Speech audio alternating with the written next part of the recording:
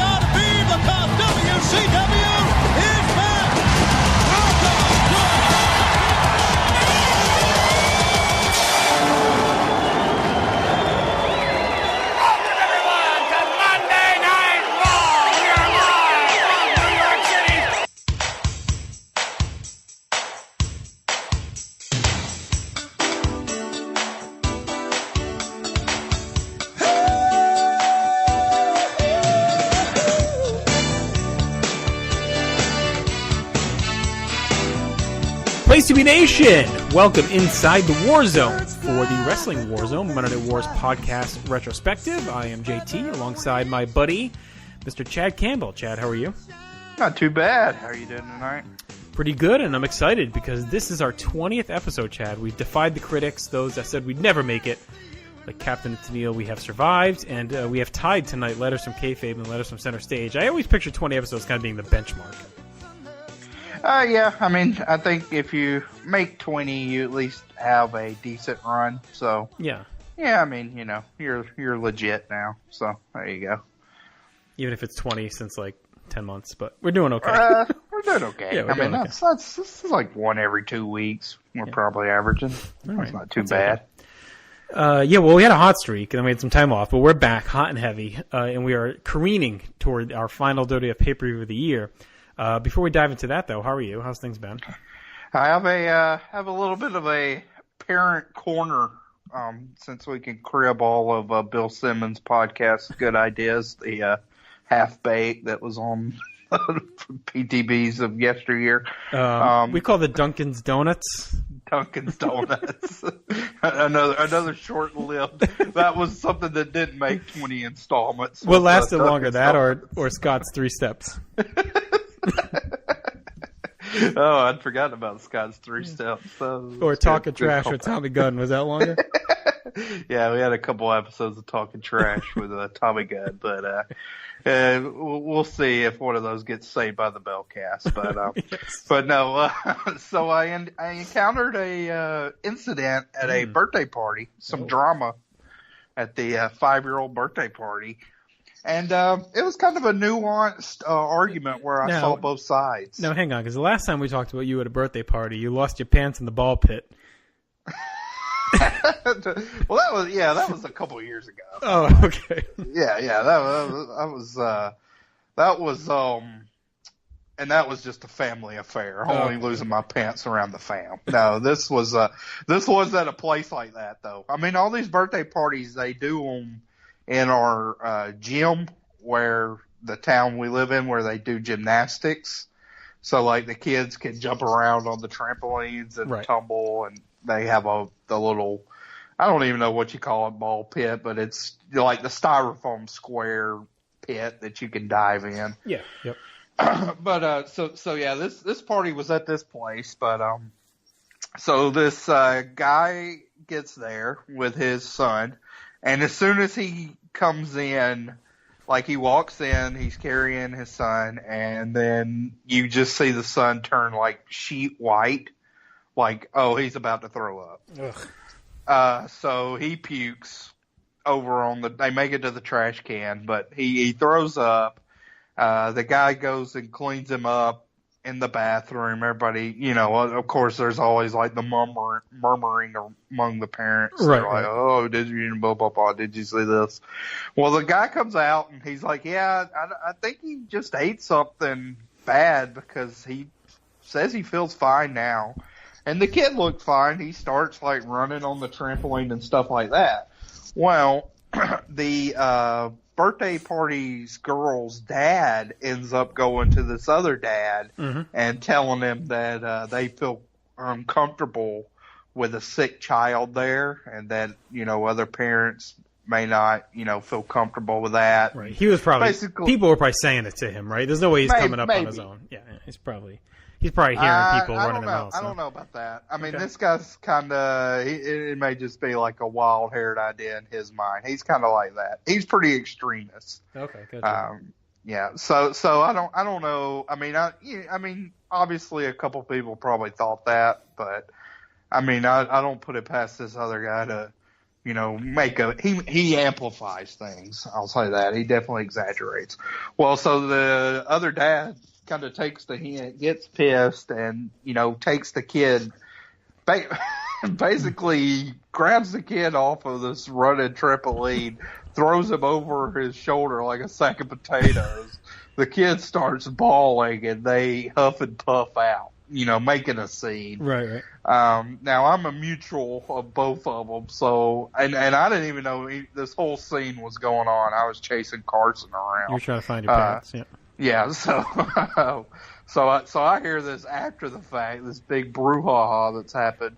I do some damage control, but we're 9 days past this party, and they are not on speaking terms yet. So a lot of bad blood. So who do you think was in the right in that situation? Neither. The kid wasn't sick either. I mean that's after the fact. But. All right. So I'm kind of I blame both sides of this one. So I would say as soon as they're thrown up, even if he's probably not sick, I think the smart move is just to get out of there, just because you don't want to deal with the bullshit. And you make it up to the kid, take him to get. Like, I know it sucks to miss the party or whatever else, but it's probably the safest bet for everyone.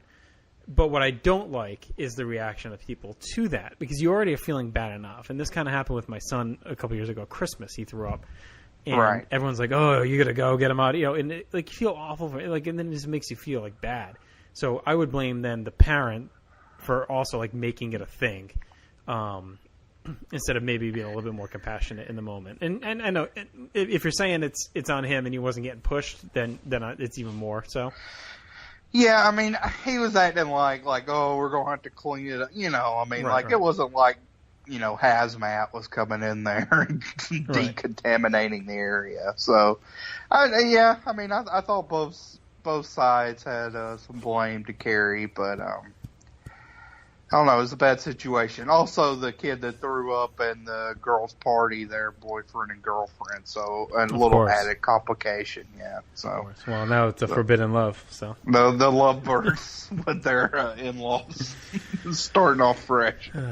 We have both my kids' combined party on Saturday. We have about 32 children at a bowling alley, so hopefully no one vomits at that. We'll see. That's coming up right this Saturday. This Saturday, yeah. So. How many birthday parties are you having for your daughter? I feel like ridiculous. Every time I pull up Facebook, fucking absurd. She's had more birthday goddamn celebrations. They say she's blowing out a candle already. Is she gonna be one of these? It's my birthday month. She's very entitled already. Well, it's not because by doing the joint parties, you're right. You can't. You feel that's screwing you, because we did this last year. Where we had the party closer to her birthday. And for his, we ended up going out and doing so. It's like you feel bad not doing anything on their birthday. So because it was a week after hers, we still on Friday, and she's off, so it's even more so. If she was in school, she was off for February vacation. If she was in school, it'd be all right, just kind of a normal day. But you're just kind of sitting around all day as it is. So we went to the trampoline park. Yeah. And then we came home and Don came over with his kids and we did ice cream sundaes. So that was kind of on her birthday. And then Saturday happened to be the PC game where we do the high five club. So of course we're doing the birthday wish and all that, so it's it's kind of baked in. And then the next day my mom had texted and was like, oh, we'd like to go to lunch, and my sister is my daughter's godmother. She wanted to take her shopping for some stuff. So yeah, so it's just nonstop. And now here we go again on Saturday for that. Was that at that, did y'all go eat at that gimmick place that has all the, so the Sugar Factory? Yeah, Sugar Factory. No, so we were planning to at Foxwoods, and this is a very Rhode Island thing, but it was we just didn't feel like making the drive. It's a little under an hour there, but it was pouring. Lord. Well, it was nasty out Sunday morning. It was really bad rain. No excuse. Yeah, no excuse. So. But fuck that, I didn't feel like going to the fucking casino, and it's a pain in the ass with two kids. It's in the middle of the casino floor. It's not it's just a standalone place, so it's a fiasco. Right. You park in the garage, you take the elevator up, so it's it's a whole thing. So we ended up going to BJ's Brew House locally here, and they went to the mall. So it was good. From the Sugar Factory to BJ's Brew House. Sounds like Bob Kraft's weekend. I had a delicious root beer float. Okay. All right. So there you have it. By the way, my neighbor apparently has deleted his Facebook. The last remnants of our interactions were him and me going at it about the Patriots being a dirty franchise. So I don't know if I'm fully to blame or if he was already on edge. I'll have to ask him tomorrow. Was that was last week? I kind of ignore all Patriot Facebook banter. Yeah, that was yeah. He we'll have to see if that's why. I got enough problems with Braves Twitter. Braves Twitter is hot and heavy now. I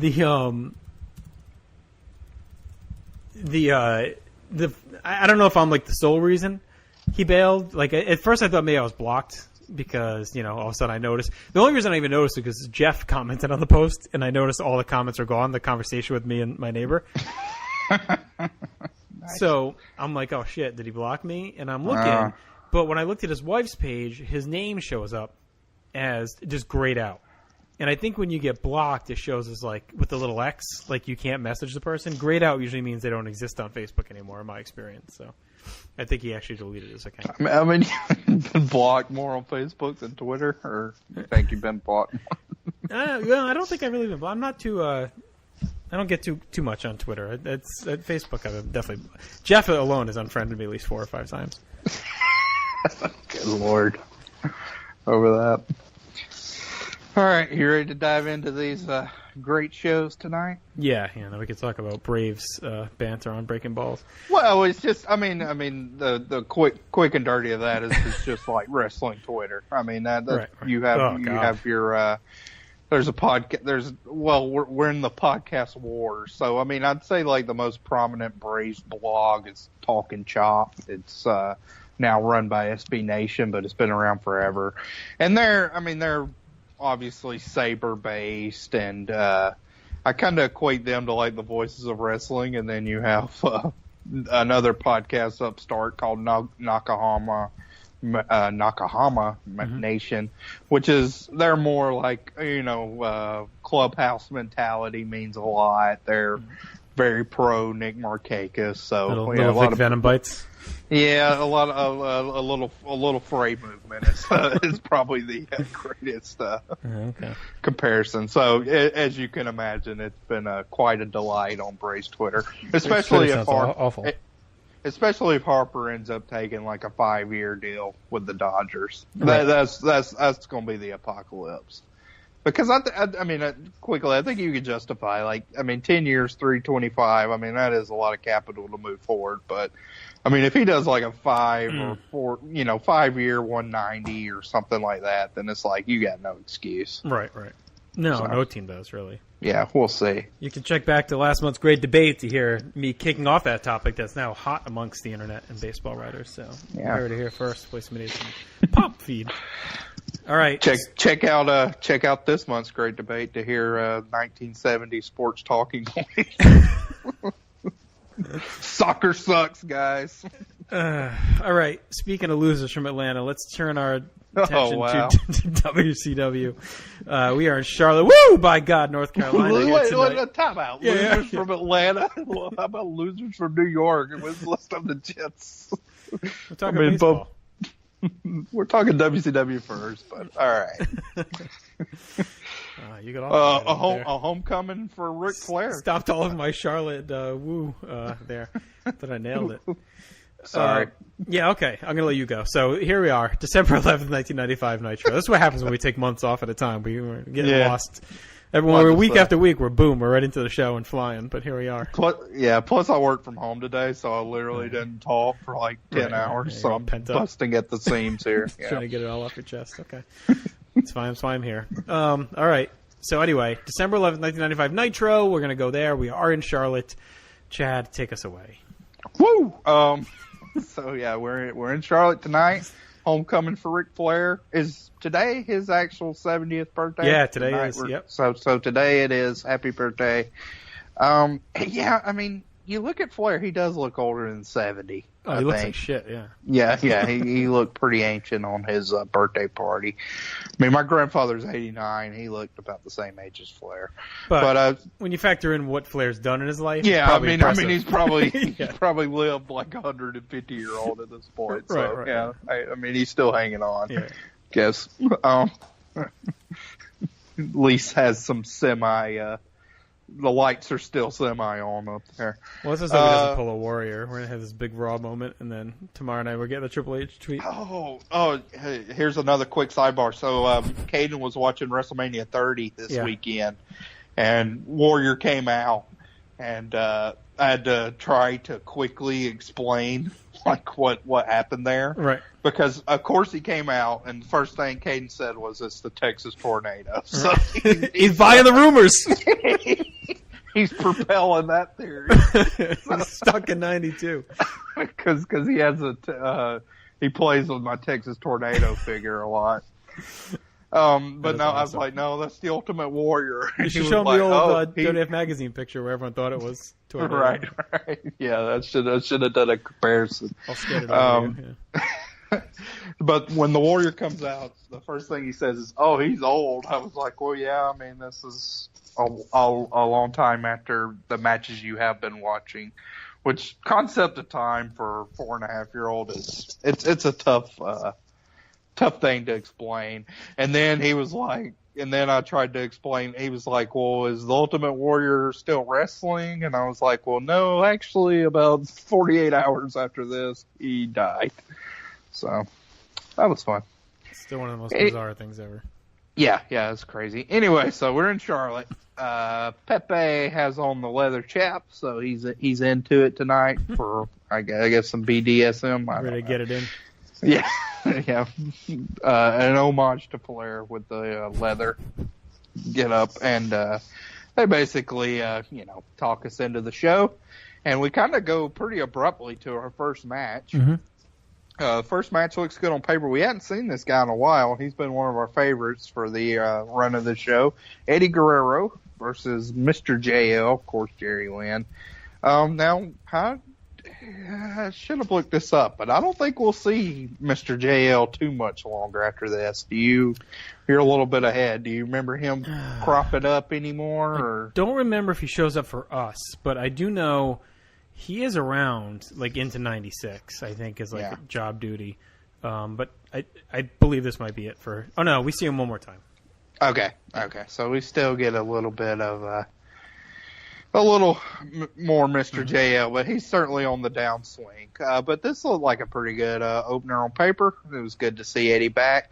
And then I like they did, like, a neat touch with the announcer saying, like, the wrestlers couldn't wait to start. Yeah. So they like started right in with the collar and elbow tie up. Mm-hmm. Saito suplex from Eddie. Bobby says that Japanese wrestlers were already training in the Smoky Mountains. Yes. For the Starrcade. Now, I'm sure you're not too well versed on your Tennessee geography, but the Smoky Mountains in Nashville, where Starrcade emanates from, are not very close. It's kind of like saying if, in Albany for Royal Rumble 1992, they were in the Big Apple. Right. Sort of that type of equivalent. I'll give him credit for trying. I do think it was a good point. It wasn't the usual Bobby bloviating, like, bullshit. I thought it was actually a pretty sharp point to say, like, WCW guys are traveling, but guess what? The New Japan contingent's already here. They're already training locally. They're getting a jump. They're ready for Starrcade. They're avoiding the jet lag and all that. So I thought that was pretty well done. 2.5 weeks ahead of time. That's really being conservative. They're in the dojo. So it's 227 miles, about 3.5 hours away. Right. Yeah. We're kind of in the middle of both of them, so it's about 4 hours from where I live either way. Do you think that was like a low-key dig at, like, Smoky Mountain Wrestling, or do you think he just happened to pick it? I didn't think about that. Yeah, I didn't think about that. Maybe. I don't know. I mean, Smoky Mountain Wrestling, I think we saw in the Observer, like, they just closed down like a week or two before, so they're gone.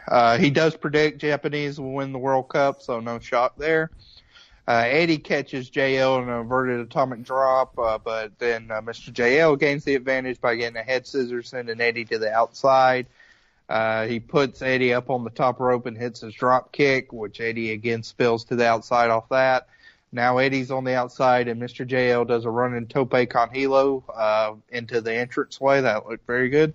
We get our first Where the Big Boys Play from Eric on the night, and then we hear that Eddie is going to face Otani at Starrcade, which, has a match that has a little bit of a reputation, and, it's for your smart fans, that was a very salivating match when they announced that here.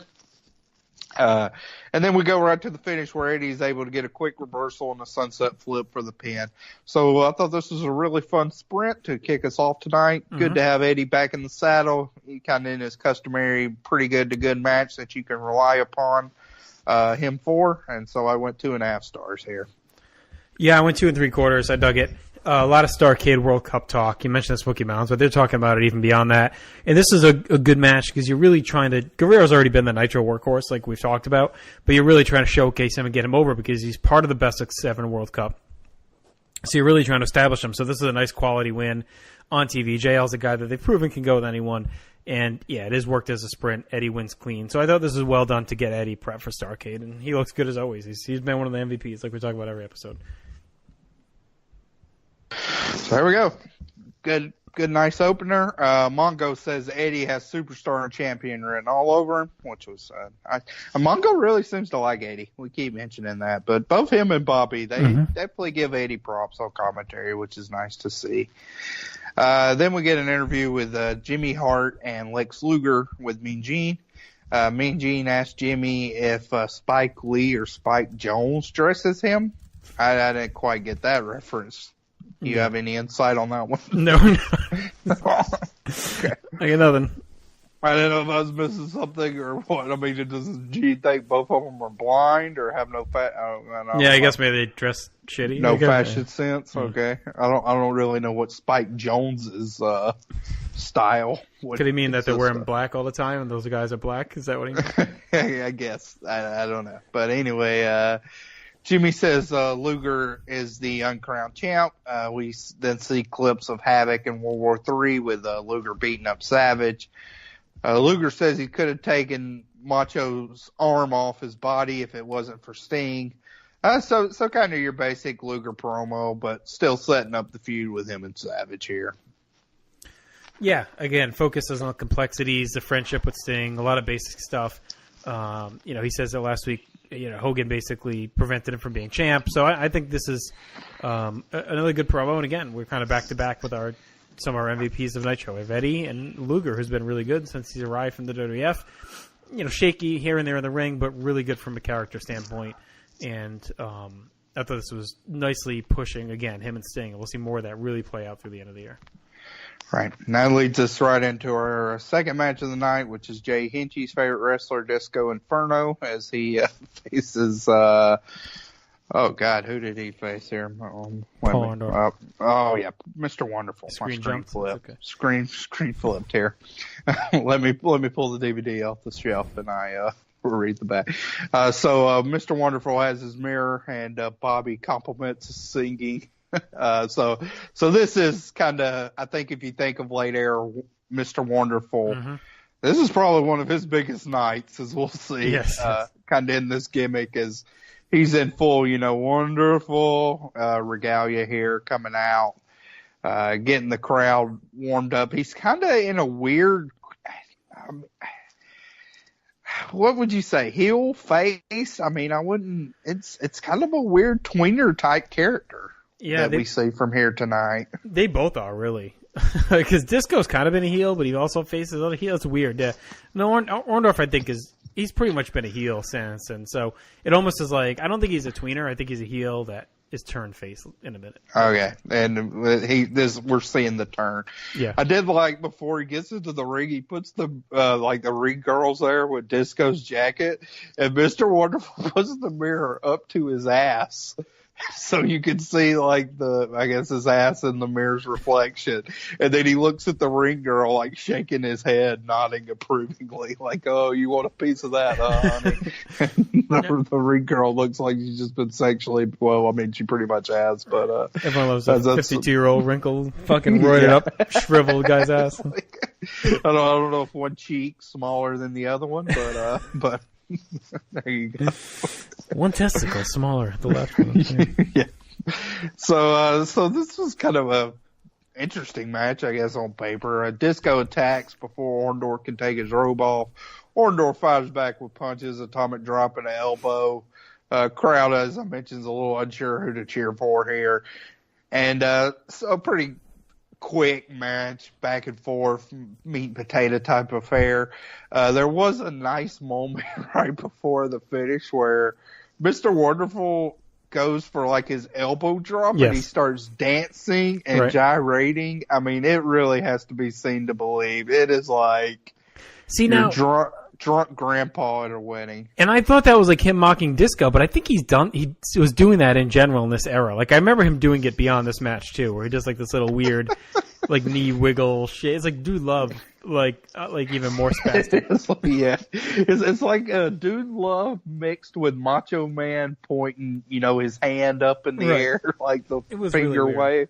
It is quite a little jig that Mr. Wonderful gives us. But he ends up picking up the Duke here off of a back suplex that actually looked good. Disco folds up pretty good. So like I said, I mean, a quick match. It was inoffensive. I ended up going a kind of weird rating, 1.25. You don't get many of those, but that's where I landed here. I went 2 on this. I thought, God, this is where we're at. You're like, 2 stars. Jesus. All right. So Bischoff talks about Disco only cares about his booty and his hair when he was coming out. And Bobby gushes over the Wonderful theme. It says it's Mean Gene singing while sitting on a block of ice. The theme.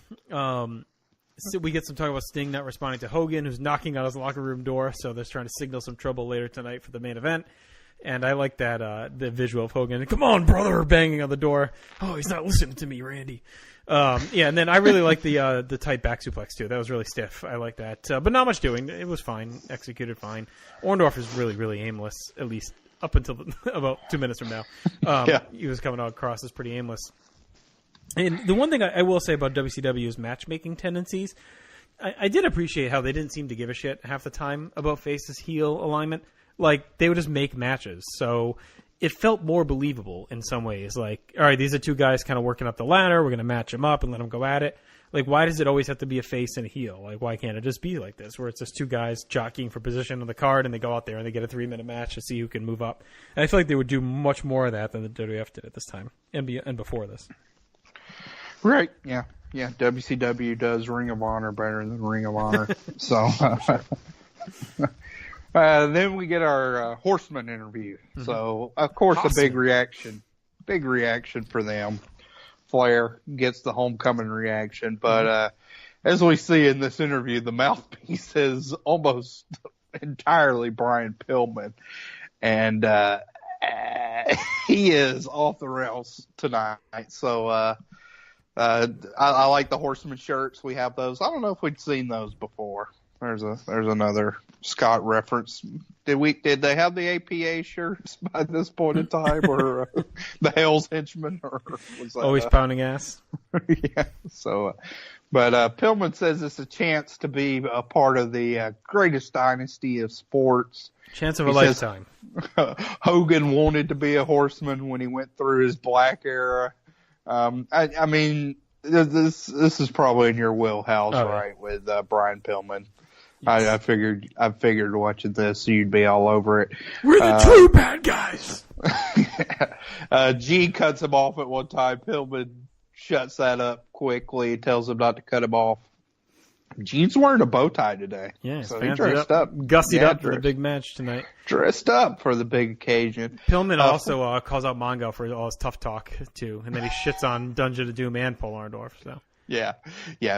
He's sparing no one with this tongue-lashing promo. Flair then talks and kind of reins things back in a little bit. The crowd really explodes for him. And then we get Orndorff coming out. So he was a little pissed at what Pillman had to say. He calls Pillman a punk. after he insulted him. He says Orndorff says he could have been a Horseman if he wanted to, and he says all that Pillman's does is carry people's bags. So some heavy shots from Mr. Wonderful here. Yeah, and he puts over Flair and Arn. He says he's paying respect to them, but Pillman's a punk. Yeah, I mean, I thought this was pretty good where, like these veteran guys, and you have Pillman, who's kind of like the cocky young punk of the team that,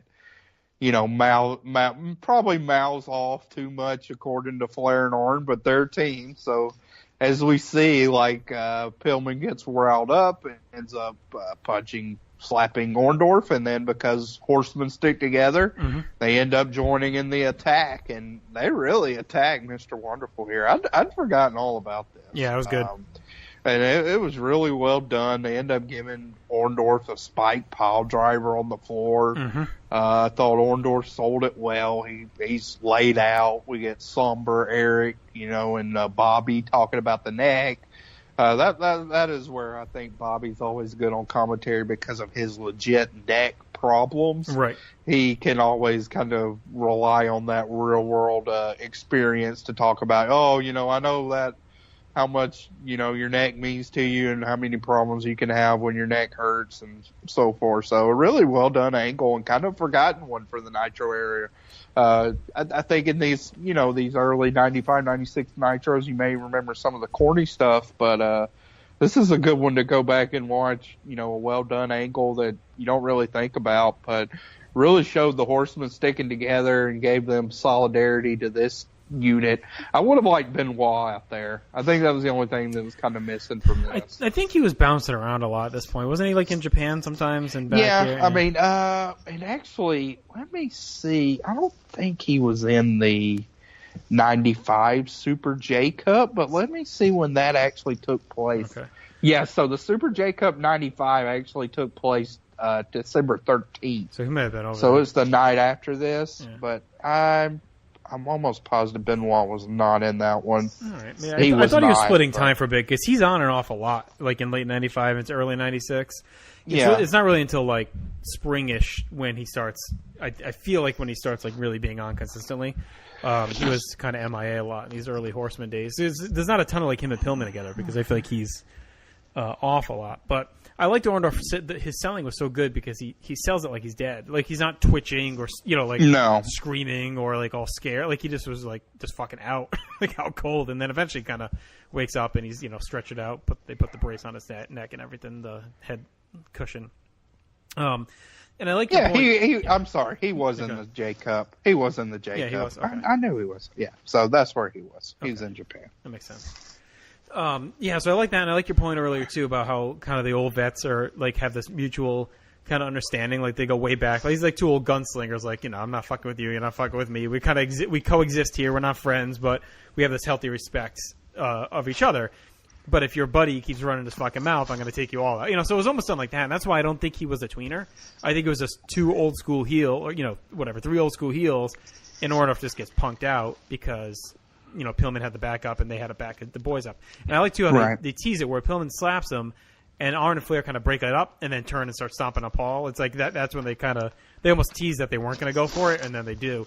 And I thought this was needed too because the Horsemen, they've been presented well, obviously, because they're really good, but they haven't really had like this vicious attack yet. We've seen them fuck over Sting, but that was almost, I don't want to say comedic, but that was almost like, we knew it was coming.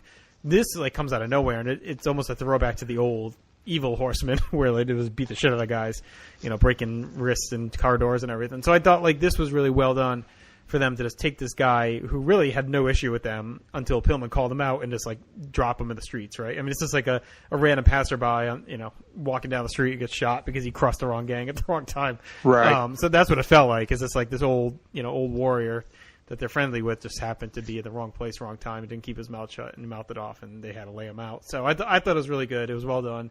It was an excellent segment, probably one of the best we've seen on Nitro, and I thought Pillman was just fantastic in the whole thing. Like you could see why Orndorff like couldn't hold back and just gut in his face. Like he was such a fucking prick. You're just like shut this fucking guy up, and it's cool because it's been a running theme and it continues to be that. Like they can't control him. He's just this rabid dog, but he's so good that they they want him in the Horsemen, but they can't. They have like no reign over him because he's nuts. And I think it's been kind of a cool story of Pillman's run. It's different than any of the other Horsemen stories we've had since they've debuted. They've always kind of either been cool or collected, or they've had the young muscle. We haven't really had, not that I can think of, right? They haven't really had like a loose cannon, out of control guy that they're trying to rein in throughout the whole time. Do you think this was in any way a response to the Shawn Michaels stuff that they did? Like an injury angle like this, or maybe. Yeah, I could see him doing it almost in a mocking fashion more than like a response. You know what I mean? Like, right? Like, oh, we can do it too. Make it just as believable. So maybe a little bit. I think it was more so just to get over the Horsemen as assholes, and maybe. Yeah. So maybe I think they were setting Orndorff up for a little bit of a face run too. I don't know. I'm not sure if it ends up going anywhere, but it wouldn't shock me if they had plans for him to come back and like be part of like the face contingent against the Horsemen at some point. Right. So Eric says he's never seen Bobby have such emotion. Mongo brings up that he managed Orndorff. And then Bobby comes back to the booth, says it doesn't look good, and noises are coming out of him. So really well done. Then we get our WCW Saturday Night rundown. Mm-hmm. Pretty big show coming up. Sergeant Craig Pittman versus Sting. Brian Pillman versus Johnny B. Bad, which that could be fun. Yeah, right. And Alex Wright versus Buckhouse Buck, which sounds oddly intriguing. And then Eddie Guerrero in singles action, no opponent for him. But that's what's coming up on Saturday. Pretty good show, actually, for Saturday night. You have to check out Monsoon Classic and see if that one's out there anywhere. Yeah, maybe. Then that leads us into our next match, which is Hacksaw Jim Duggan versus Lex Luger. This is kind of just like a forward-moving match. Right. They sort of split between this match and showing clips of Orndorff getting stretchered out, loaded up, and everything. Another match that was almost consisted entirely of punches, elbows, and clothesline. Mm-hmm. I mean, as we talked about, Duggan looks fat as shit right now. I mean, looks really bloated and just not bringing much to the table. Duggan tapes up his fist, Hart's on the apron with the 2x4, then Luger hits him from behind, and Duggan's head hits the 2x4 board, and then Luger is able to rack him to pick up the win. Now Eric has some shots once Luger racks Duggan that, hey, Chono, are you watching? This is what's going to happen to you at Starrcade. Right. So they're again setting up the World Cup there. So that was pretty well done. But as a match, it was basically to help get Luger over a little bit. I ended up going a star here. I went another robust, too. It's just kind of my default for these fine matches. I mean, it was fine. I thought the heat was pretty good. And I thought the rack was actually really impressive. Like, I don't want to undersell. Duggan was fucking fat load. And Luger, like, almost just about deadlifts him up and holds him there. Yeah. Like, I thought it looked really cool. Like, that was I bumped it for that. That was a kind of a highlight moment that you don't, like, he ends up doing bigger racks to bigger guys, but at this point, we haven't really seen those. I thought this was a really, really cool one. To see him hoist Duggan up like that, like deadlift him. The technique here, it looks like he was picking him up more, where sure. With some of the bigger guys he ranks, like Giant and Nash, I mean, it's impressive that he gets them up, but there's also a little bit of, like, you can almost see them leaning on his back, a little bit. Well, like he's not they're deadlifting taller, them too. up. So he's not picking them up, per se. They're just kind of going over his shoulders, and then he's turning. Right. With Duggan, he is, like, deadlifting him off the ground. I thought it was just a really cool, kind of underrated moment when he hoists him up. Heenan says, Arn and Flair aren't done tonight. He calls Duggan a blue-collared buffoon, which I thought was funny. And I thought they... excuse me. Damn. I thought they did a nice job not overdoing the Orndorff stuff. They kept showing it because it was a big deal, but they weren't like ham-fisted or overly overbearing with it. And so they did a good job of just kind of blending it in and like, all right, this is happening. We can't stop the show, but we also can't not comment on it. This guy's basically dead next to us getting carted off. So I thought they did a nice job of mixing the two. Yeah, it was another good segment. I mean, certainly not a great match, but it was effective. Then we get a Mean Gene interview with Savage. Gene's been pretty busy tonight. So Gene runs down all the matches Macho has coming up. Mm-hmm. They announce him versus the Giant next week for the belt. Savage says he's never felt power like that before, except with Andre. His dad. And then Jeets does say it runs in the family. Still going. I cannot believe it's been this long. I thought it was like 3 weeks and done with the Andre stuff. I mean, so I mean, this is again a little basic advancement, but they're really playing up that Savage is like taxed, right? Yes. Like he's kind of running on empty. Has the bad arm and is still doing all these matches, has all this stuff coming up. Really at Starrcade too. I mean, he's in the World Cup and he's defending the belt. So just a lot going on for the Macho Man. Yeah. Yep. No, this is another good promo too. And then we get a very lengthy main event. Yes. It's a juicy one on paper of Ric Flair, Arn Anderson versus Sting and Hulk Hogan. So, I mean, there you go. I mean, this definitely, at bare minimum, could have main evented a Clash. I mean, it could have main evented a pay-per-view. Oh, I mean, for sure. Certainly. Yeah. I mean, this is a huge match. Of course, Eric busts out another Where the Big Boys Play for this one. The only live wrestling show weekly, so we got that in, the usual plugs here. Again, when Sting comes out, they talk about how, Eric says, he's making me nervous with how he's acting. Right. A lot of paranoia for Sting, and I don't understand what he's really done. Like, he whispered in Luger's ear one time, and I definitely feel like they're being way too mistrustful of Sting too quick here. It's one of my criticisms of we've seen. It's definitely one of my criticisms of Bischoff as a commentator. Like he does go over the top with a lot of the stuff, and like it's a constant like hand wringing and worrying. It's it's like it just I don't know. Like when you contrast that with Vince, who almost like kind of commands the show and is like you wouldn't see him like crying like that. Like Bischoff is almost in tears over like Sting doing this to the kids and everything else.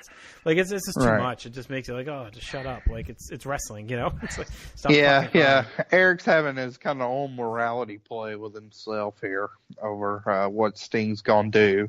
And again, I mean, we haven't seen really anything. I mean, I'd say Luger's definitely more nuanced than Sting so far in this kind of role they're playing. So I don't know.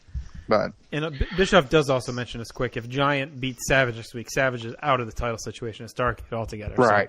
He'll be He's locked out. 3-way, yeah. Hogan comes out, and we talked about a couple of weeks ago. Hogan got a good series of boos in that match with Hugh Morris. Mm-hmm. I mean, they had to know that he was going to get booed here.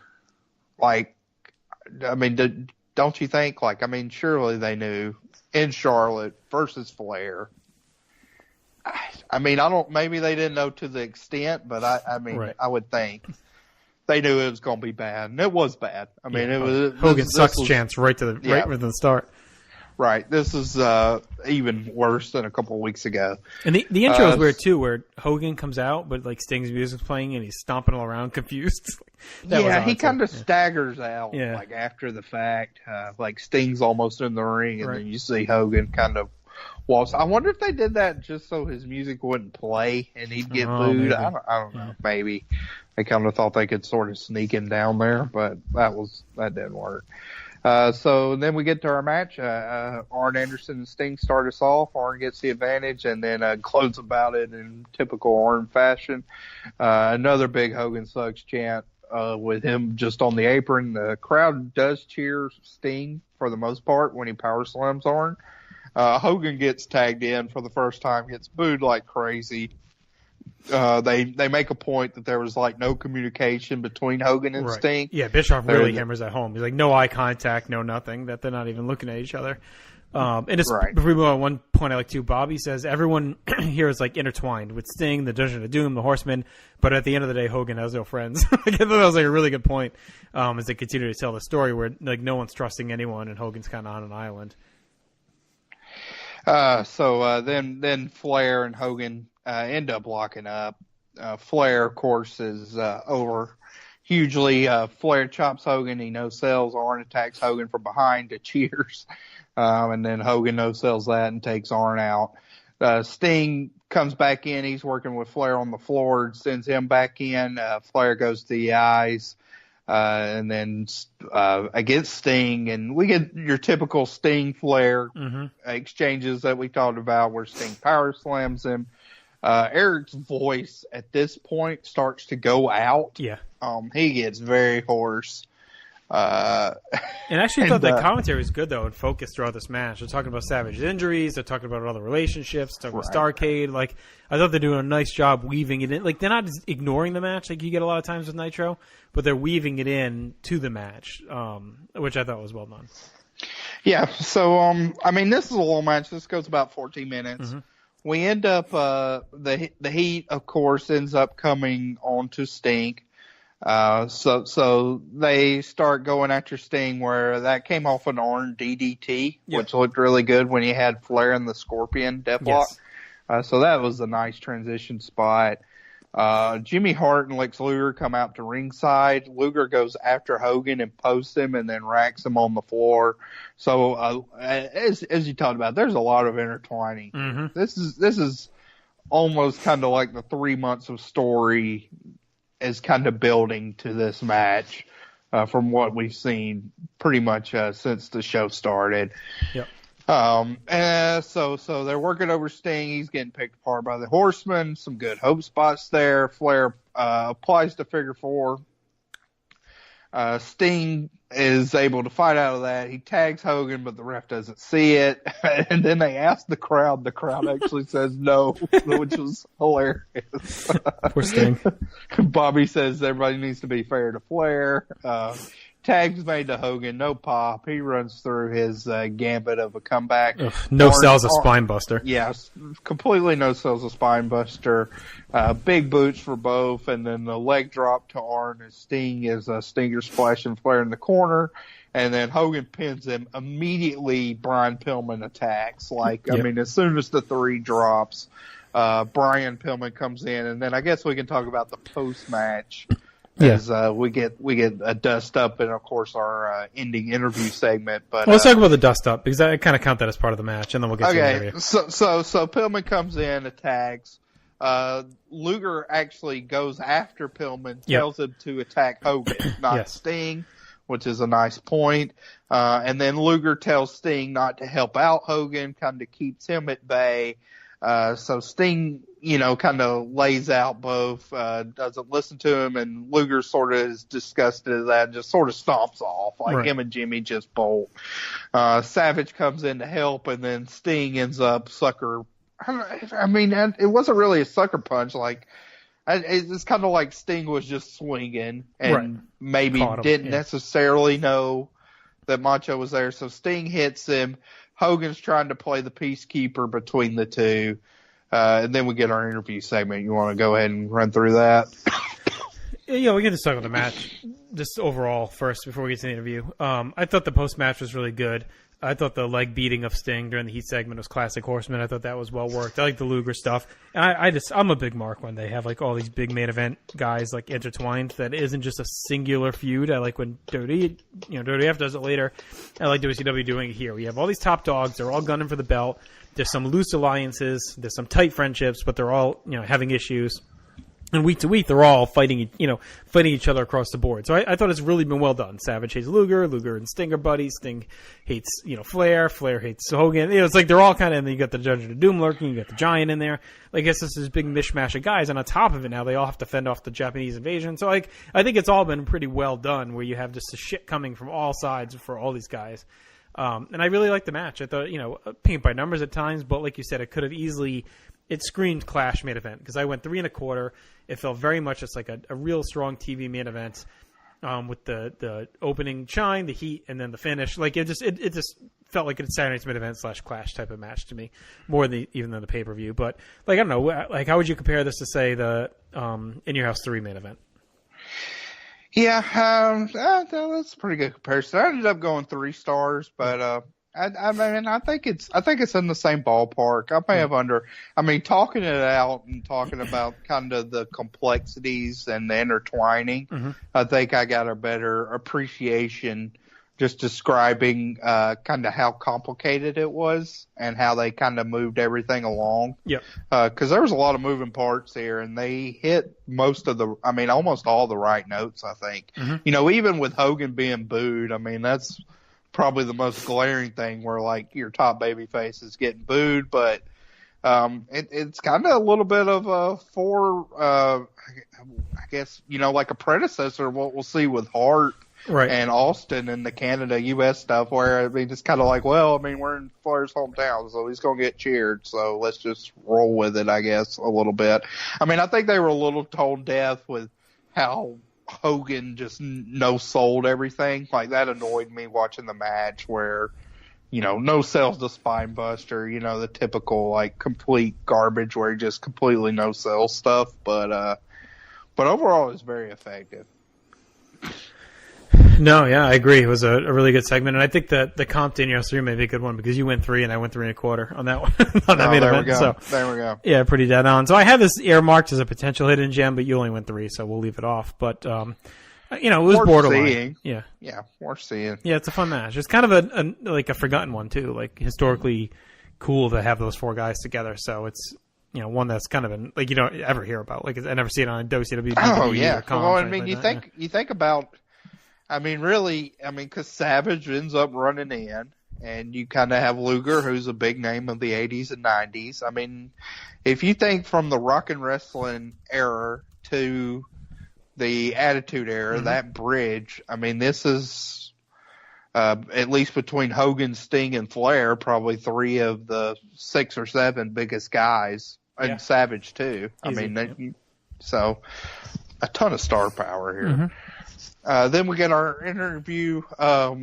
There's a moment in the interview where right as the interview is about to take place, the guy in the front row, he stands up, he turns and faces the hard cam.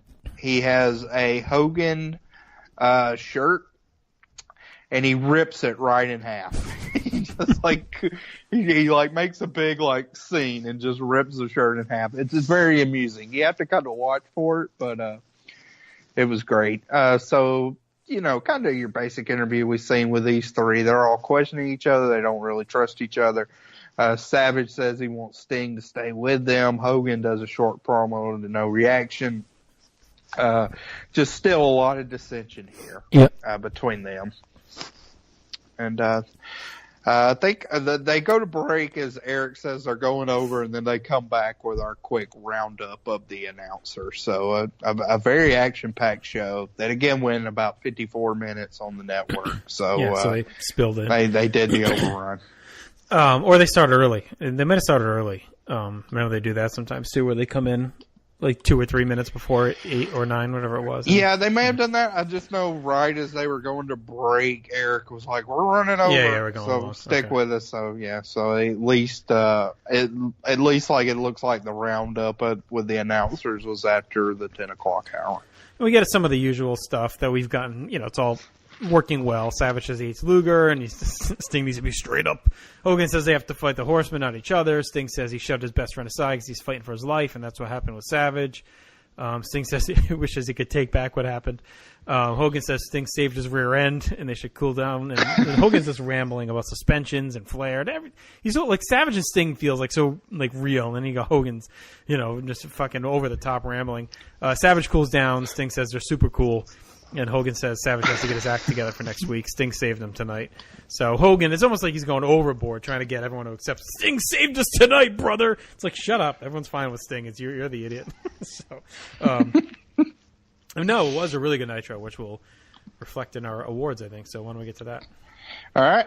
What did you have for match of the night? The main event here. Yeah. So I guess that's the streak of Eddie ending, and his match wasn't bad, but I think the main event was the best one. Let me see here. What was your segment of the night? The Horsemen beatdown. Yeah, we had some contenders here between the post match and that, but I went with the Orndorff Horseman showdown as well. Overall MVP, also a lot of contenders here. I went Pillman. I thought he was the star of that segment, and it all centered around him being a nut, and I thought he was just really good. Yeah, I ended up going Flair. Kind of his homecoming. Thought he was good in the tag match, good in the interview segment, but I just gave Flair the nod. Pillman was certainly annoying, though. I mean, I think he was like him being over the top helped progress the angle. You know, like him being so prickly, right? That's. I mean, like it's almost like I didn't want to give him my MVP, so I guess it was pretty effective. And he was good at the post-match too when he jumps in at the bell. Like that was well timed and made it seem like even more like a nut. Any commentary lines that you didn't mention as we went through the stuff? If any Japanese wrestlers think Eddie Guerrero is going to be a cakewalk, maybe a rice cakewalk, they got something else coming. Oh, God. From Eric. There we go. And we'll talk about that terrible menage a trois later, said Eric. I don't write down what that was in relation to. Hello. If you know Eric's rumored proclivities, that was a prescient statement. I didn't know any shots fired. But I think just the usuals. I think I'm so used to hearing them that I haven't read them now at this point. Yeah, I do think this was certainly a lesser version of that. Like I didn't note any Mongo, stay right here. This is where the real action is. Not the JV. Kind of his usual raw stuff. I didn't notice any of that. No, it's almost like a category. It's like it's just normal for Bischoff to say we're the only live show. Live, yeah. I mean that's very tame. Yeah. So I don't even classify that. The rating tonight was 2.6, which is the same as last week. They've been pretty consistent with a 2.6, 2.5. So they're staying steady at least. No debuts, no dropped angles. So what was your final grade here? I went 6.5. Which is a higher end TV for us. Like I think I've peaked at 7 to this point for TV itself, and that was the Raw with Shawn collapsing. And I think I had a Nitro at a 7 as well. So 6.5 is pretty lofty for me for TV so far. So that was a really good show. I enjoyed it a lot. Yeah, I'm guessing. I went 7 out of 10 for the Shawn collapse as well. I went 6 here, but yeah, I mean just a good show. I mean I thought this was a good show. Went by quick and. Was just overall a good show. So There's Nitro. Do we want to transition now into Raw? Yeah, I think we can do that. Our last week at Richmond, Virginia. Finally. Last time for Brother Nate to be in the house. Last time.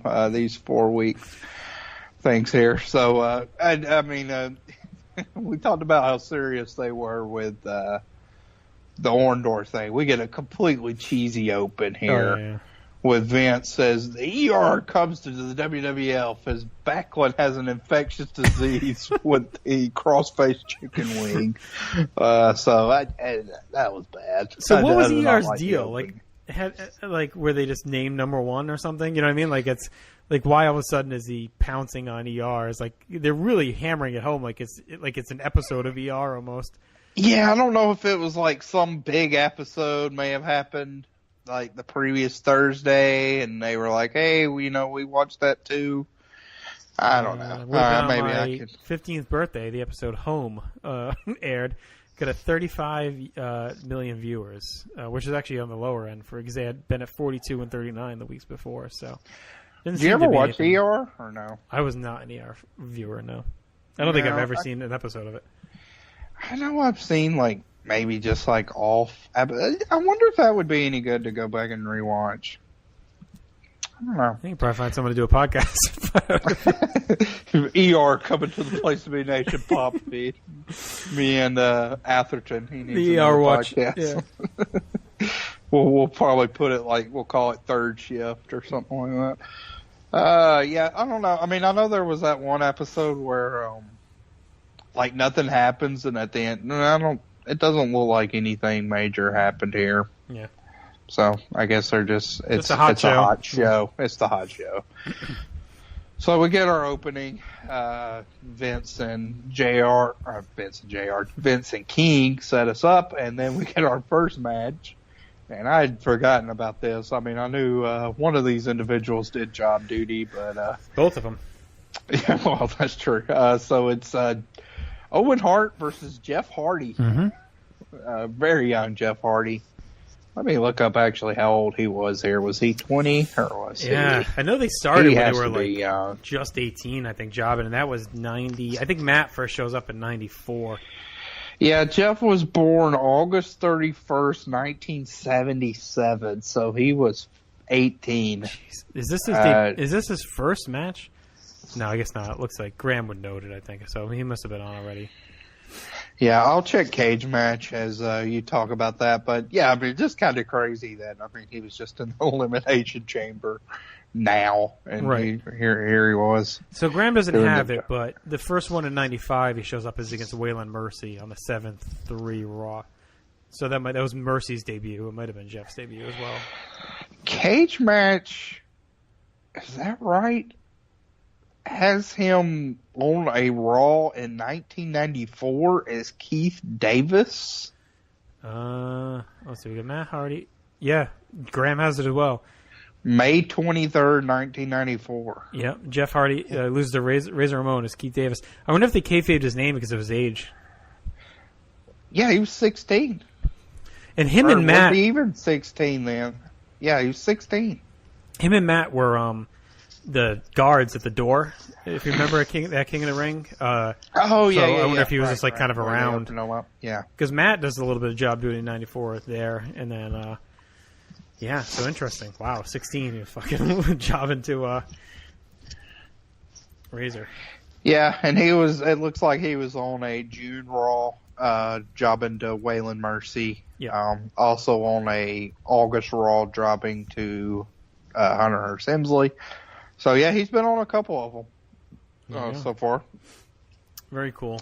I have not watched those, but there we go. I can check out the rating I gave it, me and Scott, back in that. probably two stars. Yeah, I mean, just a kind of fun match in retrospect. Not much to it. In actuality, of course, it's a squash. Jeff does get a hip toss. We do see Diesel watching backstage. And then Diana's in the crowd with a new haircut. I noticed she's got darker hair. Mm-hmm. And then a huge clothesline from Owen that Jeff took a big bump off of. So, I mean, he's definitely a great bumper, as we know.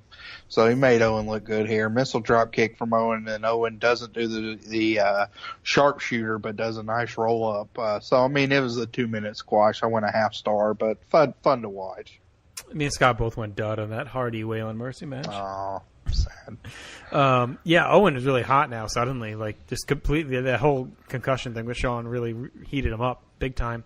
He's got Cornette, Fuji, and Yoko with him. And Vince talks about Diesel stepping up for that open challenge. He'll take on Owen at In Your House next week.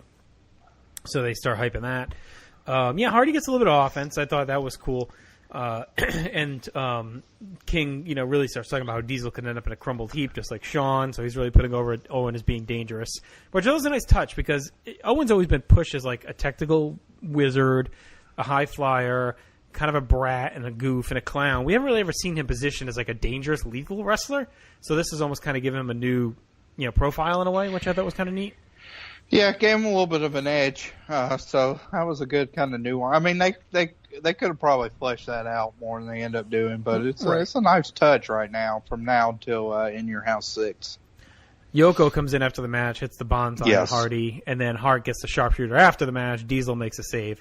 Hart bails, and you get Diesel, kind of a cool match, Diesel and Yoko. Mm-hmm. Diesel smacks him around, hits the big boot. So I thought that was kind of neat. It's one of those matches you always kind of wonder if they could have run out there on a pay-per-view in 95, like what it could have been like. And it definitely looked impressive to see the two of them out there. Yeah, Diesel gave him the big boot. Yoko took a pretty good bump to the outside, and Diesel got a nice face reaction. Mm-hmm. So, I mean, as we've seen, I think him changing his attitude, showing a little more edge, certainly helped him as well. So, overall, good job here. I agree. I went quarter of a star. Yeah. I mean, it was a squash, but effective. So, it served its purpose. Yep. Our next match is Aja Khan versus Chaparita Sari. Mm-hmm. This is kind of it for the Joshi women, right? Yeah, because they worked Survivor Series and then this taping. So the night over. Yeah, nice treat. So what's this, our third match with the Japanese women? Because we had the Survivor Series, then we had the tag. Yeah. I don't think we had anything else. So we got kind of King says Aja's face reminds him of a bowling shoe. Which is just awful. He also, at one point, Aja does a kick, and I think this is actually it's probably a King line, but he says it was sort of a mule kick, and that's appropriate. So, I mean, just completely grating. Vince welcomes the new VR joining them in Canada, so I guess they got some new clearance. Yeah. And then also Vince is going to be on America Online tonight. So yeah, and I looked it up. I don't think that's the infamous AOL chat. He has like a real famous one. I think that's a '96. Okay. Yeah, this isn't like the real famous one that resurfaced years later from him. I think that's later. But this is a really early era Vince on the internet, so it's kind of cool. He did say he would answer any question as honestly as possible. So there you have it. Kong gives a suplex, lifts up Asari, basically ragdolling her. Package pile driver from Kong, and she pulls her up on the pin. And then King says Kong and Fat Boy ate potatoes together, which was...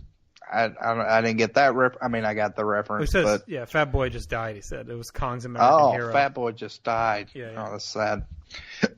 So there we have it when he got brought up. And then Aja starts dancing and taunting, and Vince says she learned that from Fat Boy. Aja misses the splash. Asari has a brief moment of hope. But she goes up top, tries to hit her sky twisting press. That catches the mat, and then Aja absolutely wastes her with the spinning back fist that you sent me a gif of today, which was just disgusting. Ends up winning. I win a star here. I mean, this was another basic squash. Definitely, as we talked about, looks like they could have done something with Aja. They just chose not to, and that's kind of a missed opportunity. I went with the JT approved deuce here, 2 stars. There we go. The Kong was just impressive. I mean, just really takes over the power, and just really enjoyed beating Asari around, who they made stick around till the 4th hour of this taping just to get the shit kicked out of her, but it was fun. Yeah, King is ruthless here, and it's so annoying because Kong is such a beast and so impressive. You got him just making fat jokes, and she's not even fat. I mean, whatever. She's not like a fucking model, but she's also like in pretty good athletic shape. So, and she probably beat the shit out of King if it came down to it. Yeah. And Kong just swats down. Sorry, anytime she goes for anything. King gets a note in about Shawn, says it's time to hang it up before he becomes a vegetable if he keeps wrestling. Asari whiffs on the sky twister, so we get to see her break that out one more time. And then we get the nasty, nasty back fist where Asari's nose is actually busted open and just looked completely out of it. So I think she really fucking crushed her with it because she looked like dazed afterward. I thought it was a great showcase for Kong, and she really could have been their next ace if they wanted it to be. And I don't think it's that they didn't want to do anything with her. I think Alundra doing what she does, which is obviously coming up, right? Really put a crimp in what their plans were going to be, and I think it just took the wind out of the sails. And in some ways, they almost forced their hand, because how can you now have the women's title resurface back, and how do you explain it? It says that you would have to ignore it, or do you acknowledge it? Like I can see why he just hand waved it and said fuck it, like forget it, like I'm done now. But I do think the plan was Alundra Kong into 96, because again, it was rumored for the Rumble. It wasn't even rumored, it was announced in their magazine. It's in the Rumble preview magazine. They had Alundra versus Kong listed, so it seemed like Kong was going to be the next of the challenge Alundra, beat her, and then Alundra probably wins it back. So it seemed like they were going to repeat the formula with the third time, but no. So I can see why they didn't bother rolling forward when it's a little bit embarrassing as to what happened. So it sucks, because I think they should have said fuck it and just kept a working agreement with the All Japan women, brought them in once a month for the taping, and just worked through it with them. But they obviously don't want to do that. All right. Then we got our interview with Shawn Michaels and Todd Pettengill. Todd is like a groupie. He's back. I mean, he was just way over the top. He's at his VJ worst, yeah. Yes. So Shawn says he feels okay and wants to work towards coming back. Shawn says he would come back today if he could, but the doctors don't agree with him. And then Shawn says he will ignore authority like he usually does, and he'll be back in the ring soon. Todd here also mentions the internet, which is interesting that they're mentioning it more and more as like a thing. Like he says the locker room, the internet, and beyond are talking about when Shawn will be back. So it's interesting to me, like these early vestiges, like Vince on AOL, Todd mentioning the internet. Like it's interesting that we're in 95 and they're already kind of talking about it. So I thought it was kind of neat. Yeah, and I think this is where we really start to see kind of the road to WrestleMania form. So Todd brings up he's not been WWF champion. Shawn says, he still has some goals left. And then the kind of the temperament of the interview changes when Todd talks about retirement. And Shawn basically says, we're not talking about that or even acknowledging that. So, here we go. They're bringing that up, that he's never been WWF champion and setting the seeds for what's to come.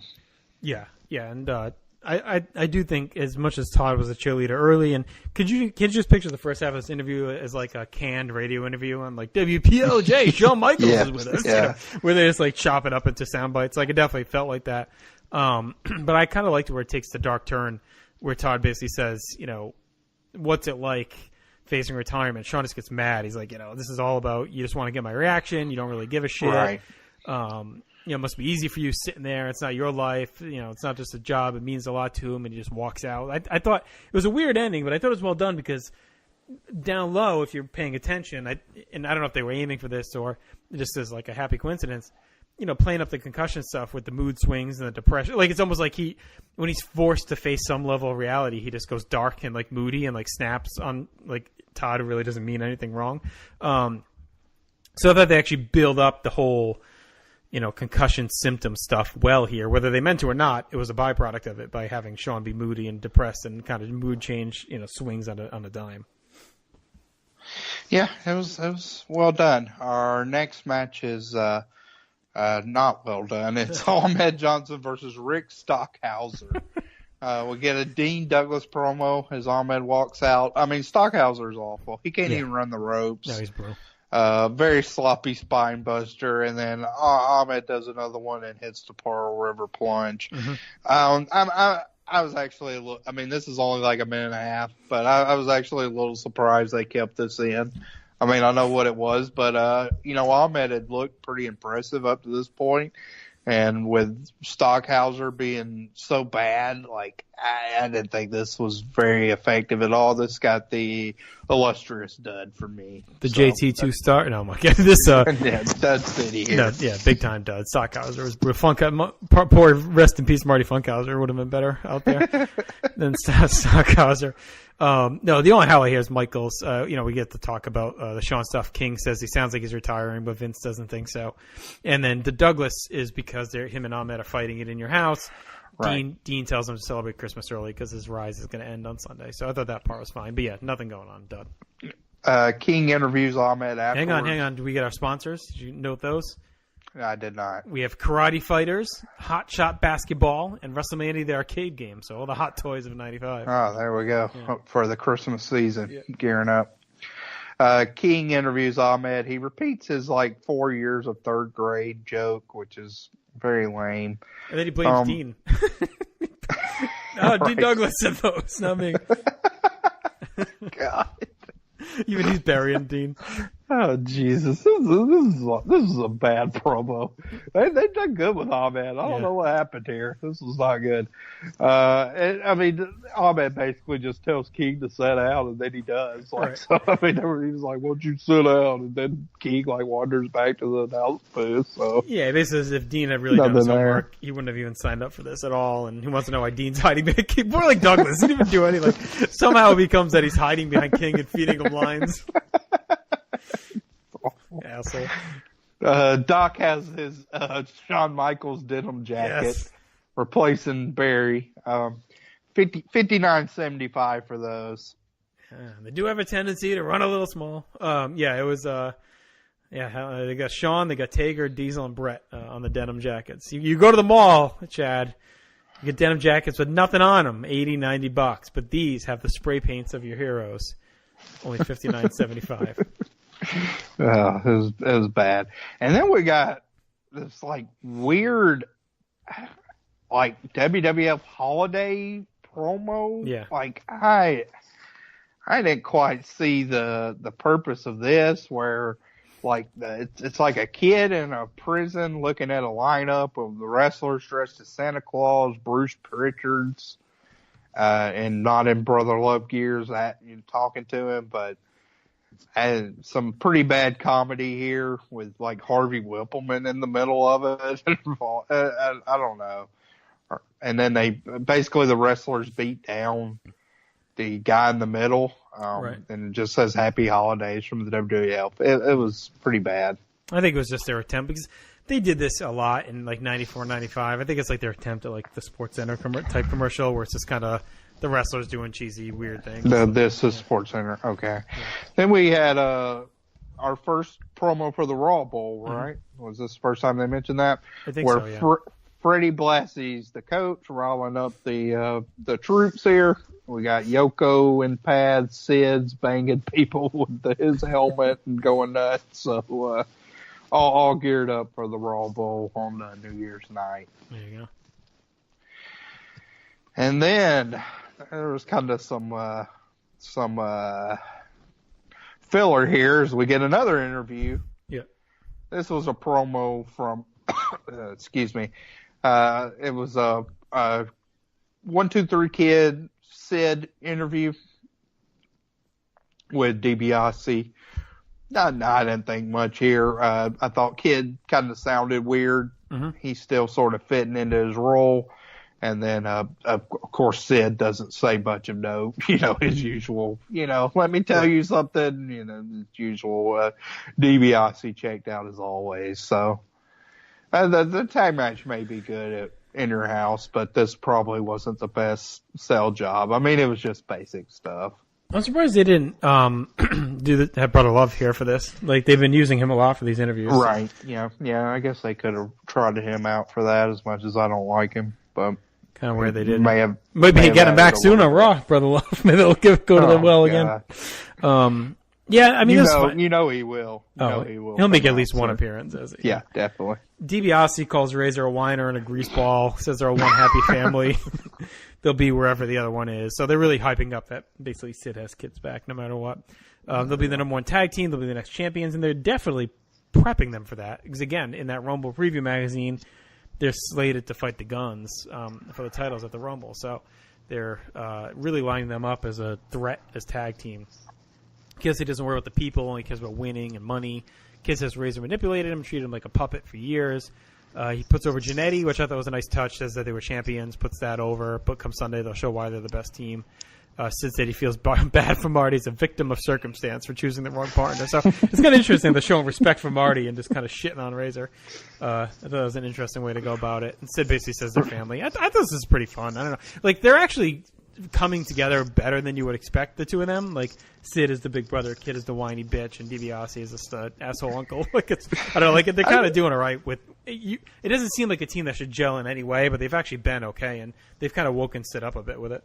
I don't, Sid's always a struggle for me because, I mean, on one hand he's entertaining, but I don't know. I think as we've seen, I think kind of the history has sort of portrayed that, where if you're watching, he's entertaining, but he didn't make you like seek out, wanting to. He wasn't a draw or whatever, but yeah. So then we get a promo for next week, which is Yoko versus Razor. So that's coming your way on Raw next week to look forward to. And I think that's it as we head into our big main event, right? Which it is. Bob Backlund. The main event in the middle of the ER. Good technical start to the match as Jerry the King Lawler goes out and interviews Diana. Diana says if history repeats itself, they will go home happy in your house 5. Diana says no one was listening to Davey Boy before, so she actually gives credit to Cornette for getting Davey Boy Smith a title shot. Mm-hmm. And it definitely seemed like Diana was behind Davey Boy here. I mean, this was a full-on PR job for Davey Boy. Yeah. And, as King goes back to commentary, he mentions as much, and even Vince is like, wow, I was surprised. I thought she'd be more, neutral, but seems like she's kind of in the bag for her husband, so there you go. Then Brett has a waist lock on, but Bob's able to reach the ropes. King, when he did come back in, he said in private she'd agreed with what King had said about Brett all these years. So there you go. Dean Douglas told me that. And British Bulldog's looking on backstage, the same couch and camera as Diesel was earlier. Bob's selling his back on the floor. King says Taker's favorite band is the Grateful Dead. That was, a hokey reference there. They just had split up around this time, so there you go. Well, he mentions it. He said they disbanded. Yeah, well, Jerry Garcia died recently, so they decided not to go on. Bob is on the attack now, working on the arm. Vince talks about Stu Hart's birthday.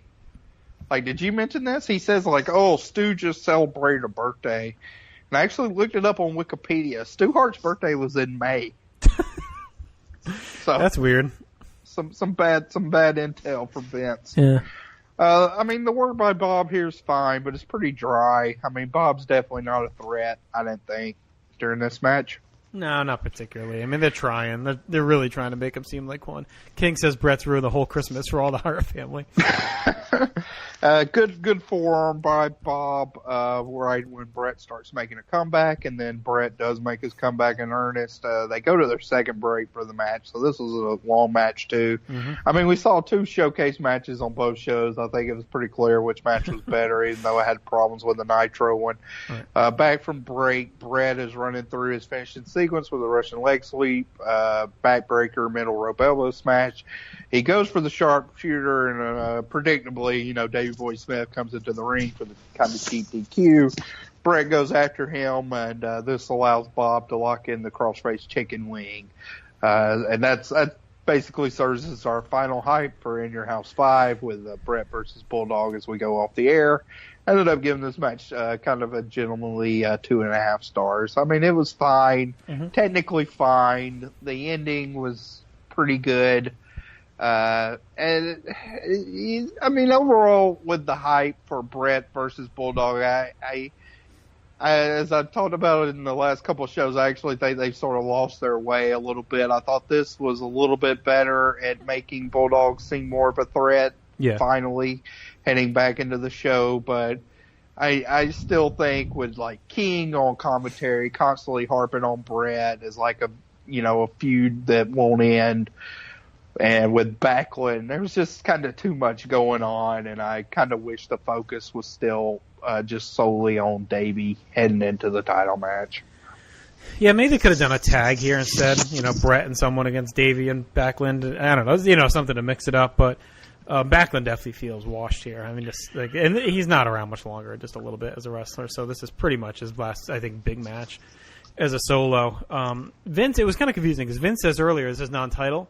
But then after Bulldog comes in, he said, Backlund wanted to win so he could fight the Bulldog, get in your house. So I don't know what the fuck's going on there. They fucked that up, too. So weird, yeah. But yeah, you pretty much covered it all. The match is technically fine, a bit boring. It just kind of existed. It felt like an exhibition again, like they're just kind of going through the motions. It's sad, too, because their whole series, like the Superstars match in 94 and Survivor Series are both so good. And then the 95 matches are just crap. Like the Mania match and this are just feel so blah.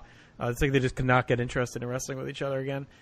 But I thought the post-match was fine. I added some good heat that had been missing. So, again, fine enough to close this out for In Your House. I went 2.25 on this one.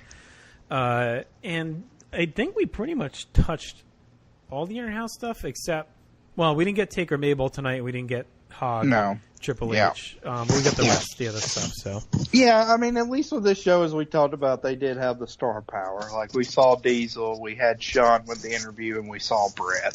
So again, it's a simple thing, but when we see the stars on Raw, even though nothing's great, nothing was great about this Raw, it felt to me a much easier watch than the last couple of weeks, just because we had the big guns out there. So right. It was a little better. Yeah, it looks like Bob after this was strictly in a big Savio Vega and Fatu feud on the house show circuit. So making a difference there. That's it. Let's get into our awards. What did you go for match of the night? Not much choice here. Yeah, it was definitely a rough go. I went Brett Backlund just out of attrition. Yeah. Kind of by default. Your segment of the night. I went with the Sid and Kid interview. I mean, again, not much. Oh, boy. I guess he could have went to Shawn, but I actually thought the Sid and Kid one was better than the Shawn interview. Yeah, I did the Shawn sit-down interview. I like that one better. Your MVP. MVP, I went with Brett. No, I'm sorry. Aja Kong. Aja Kong, nice choice. I ended up going with Shawn. And I mean, I just thought like for him, hyping up what was to come at Mania, he did a good job in changing his demeanor. So I went with him. Commentary, anything else besides just King's racist stuff? That's it. Just Kong's face looking like a bowling shoe. That's pretty much all I had. No debuts, right? No, None. nothing here. No shots fired. Yep. And they had a 2.5 rating, so Nitro with a squeaky win, barely skating by there. And what was your final grade on this I went masterpiece 5. of the show? This felt like kind of a middle of the road show. It wasn't bad, but it wasn't nothing really jumped off the page. It just kind of existed. Yep, I went 5 for the same reason. I mean, it was, I guess, a little bit of a bounce back for me because, as I said, I have really disliked the last 2 weeks. Yep. So at least we're trending upward towards the pay-per-view. So we'll see how that shakes out. All right. Want to do our combo? Let's do it. Best show, I think, is an easy layup here tonight. Yep, Nitro. So Nitro's won 3 in a row and 5 out of 6. And yeah, 5 really out of 7 since Halloween Havoc. Well, and if you go even up above that, like look, I mean Raw won the 10:30 one, but Nitro won the previous 4. Yeah, so Nitro's clearly been the better won quality 4, 5, 6, 7, 8. Nitro's won 9 out of 11. Right. That's pretty good. Pretty good run. Yep. Best match I think is pretty easily the main event tag from Nitro. Yeah, definitely. All right. I would say our best segment is pretty easily the Horsemen Orndorff thing. Yep. Better commentary? I would say Nitro pretty easily tonight. Also, Bobby had a good night. Yep. I mean, Eric was kind of a little more annoying, but I mean, just King really annoying. King's bad. I gotta say, King's really bad. Watching these Raws, he ain't going away.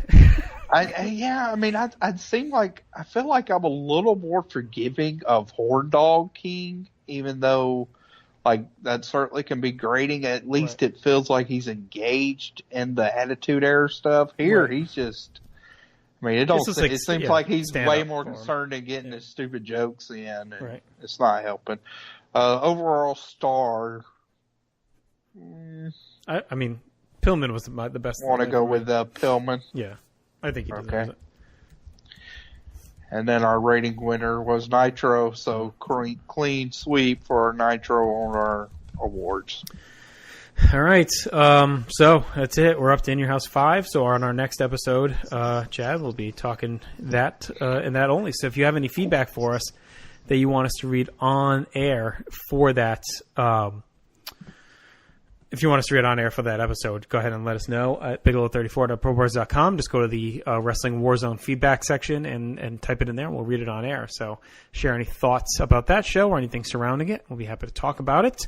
Also, at the message board and on Facebook, we kicked off our GWWE Greatest Match Ever project. We're taking nominations. We have quite the robust list. But I'm looking forward to this one, Chad, versus some of the other ones we've done, the wrestler and the tag team, because it's a little bit easier to prep for and to understand what to watch. Like for the wrestler ones, there's so many nominations, but you want to watch kind of a few matches of each wrestler to get like a feel for them, their best work. But with this, you're really just kind of watching the matches, and you can isolate and grade accordingly. I think people are a little bit more on the same wavelength when it comes to match grading versus trying to quantify what makes a wrestler great. So I think we'll get a little bit more unison in some of this, and I think it should flesh out nicely. But I think the back end of the list will be where the interesting stuff is. Like, what are those 4-star matches that people use to fill out? What are the hidden gems they discover? So I think this one's going to be a lot of fun. We have the Facebook group we can add you to if you reach out, or just go to bigol34.probars.com. There's a section there as well. Any thoughts on that project? No, I mean, I think you covered it. It'll be just go out and watch some stuff and make the case for the matches you watch. All right. Also, just want to announce here we have a brand new tournament kicking off, Chad, at Place to Be Nation, just in time for Easter. Some folks out there want to know what the greatest candy is. So we have 128 candies that have been ranked, and we'll battle it out to see the king of the candy. Of course, Easter is a big candy holiday. We'll have 4 regions: candy bars, chocolate candy, sugary snacks, and sweet treats. Those candies have been seeded from 1 to 32 in each region. And we're going to try something new this time. The tournament's actually going to take place on a very special Facebook page that's been created just for it. Every day, 4 matchups will be posted. Each one will be open for voting for 2 days. The tournament starts March 10th and concludes on Easter Sunday. So if you go to Facebook and search PTBN Greatest Candy Tournament, you can like the page and make your votes count. So check that out. Of course, that's in conjunction with our buddy Andy Atherton and all of his shows in the Pop feed. Great debate specifically. Kind of feeding into that, no pun intended. So be sure to check that out. And PlayStation.com each and every day for all of your pop culture needs. Subscribe to our feeds: PlayStation Wrestling, PlayStation Pop, PlayStation Wrestling feed. Me and Scott will be back next Monday, Chad, with our buddy Peter Winton, as we're really getting close to WrestleMania 5 now. Of course, last week we had Steve Bennett on looking at the January MSG house show. So that should be a lot of fun. And, of course, lots of stuff popping on both of the feeds. As always, we had a brand new show drop last week. It was the Saved by the Bell cast. You referenced it earlier. My friend Aaron and his buddy Jordan, not my friend, looking at the first episode of Saved by the Bell as they work through the show. I guess Aaron's never seen it, right? That's the hook. They're kind of stealing Jeff. Yeah, so, I mean, Aaron had never watched an episode, and so it's kind of Jeff learns wrestling for Saved by the Bell to a degree. Yeah, yep. So, okay. So we have a new main event coming this week as well, so be sure to check that out, or the hot news across the world of the flamethrower, some may call it. And, of course, also today dropped a brand new Marvel Age Masterclass, Ben Morris and Todd Weber, looking at the 1969 Part 1 in the history of Marvel. So lots going on all the feeds. Be sure to check each and every one of those out each and every day. And, Chad, I guess we'll aim for next week, maybe? What do you think? Maybe. I'll have to look at my schedule. I'm a very, very, very busy man. I'll see if I can you got ball pits to jump in, ladies and gentlemen, so we'll see what we can do. All right, for Chad, I'm JT. Smell that napalm, my brothers. We'll talk to you soon. Everyone take care.